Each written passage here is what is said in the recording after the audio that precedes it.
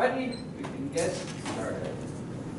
So many of you guys don't know who the Zodiac Killer was, but he was from San Francisco, and today hopefully you learn a couple of facts about the case. I've always been interested in serial killers, like the way they think, and the Zodiac Killer stood out to me because it was and is still an unsolved case.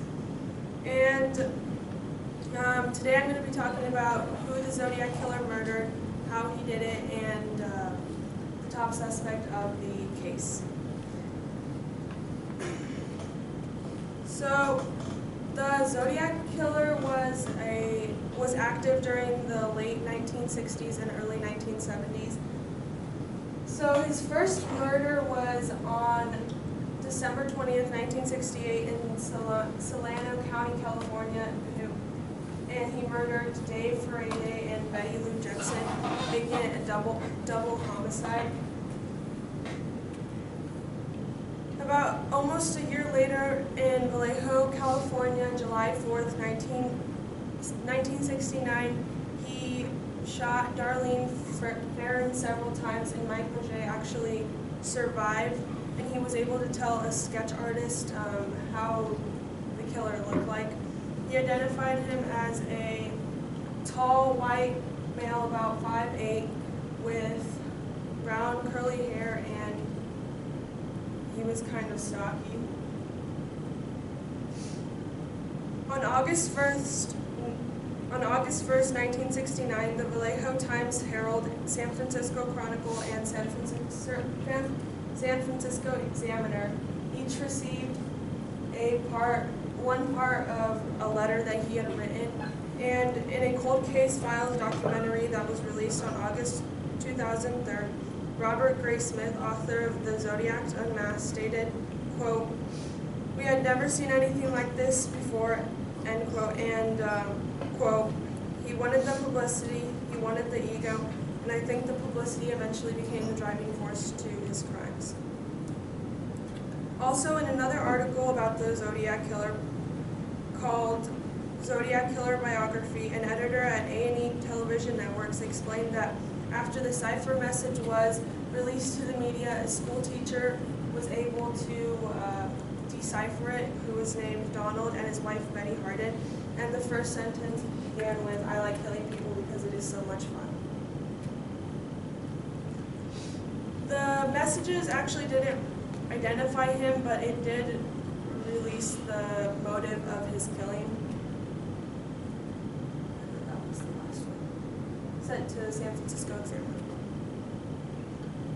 About a month later, on September 27, 1969, in Napa, California, he stabbed Cecilia Ann Shepard 10 times and leaving her for dead. And Brian Hartnell actually survived the attack, but he could not identify the killer because he had a hood over his head and the Zodiac symbol on his chest.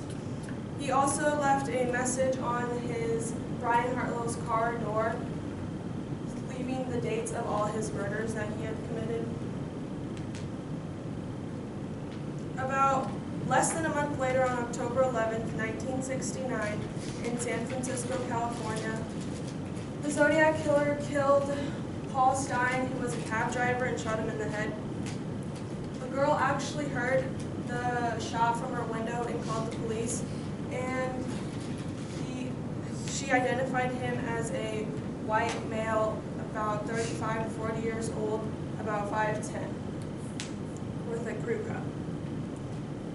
Soon after the Paul Stein murder, he sent a letter to the San Francisco Examiner stating and sending a piece of Paul Stein's shirt to prove that he was actually the killer of that crime. His last known letter was about 5 years later in January 1974, which he stated that he had killed about 37 people, and the San Francisco Police Department couldn't find him. So now that I've told you about his known crimes, his known murders, and how he accomplished them, now I'm going to talk to you guys about the top suspect. The top suspect was Arthur Lee Allen.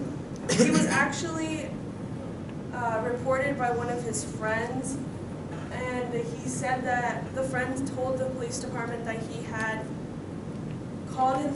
Alan had called himself the Zodiac before the media had released the name, and also that he said that he was going to hunt people with a flashlight and gun. The San Francisco Police Department found bloody knives, animals dissected, tapes about the Zodiac Killer, and homemade bombs in his house. But without any real evidence, the police department couldn't actually charge him for being the Zodiac Killer. And by 2002, he had passed away, and they tested his brain tissue and his DNA, and it did not match the ones left at the crime scenes. And so in an article, Serial Killer Helpful or Hurtful on Albini, Thomas Willeen, communication professor at Seattle University, stated that the killer was renamed 3 different times. First, the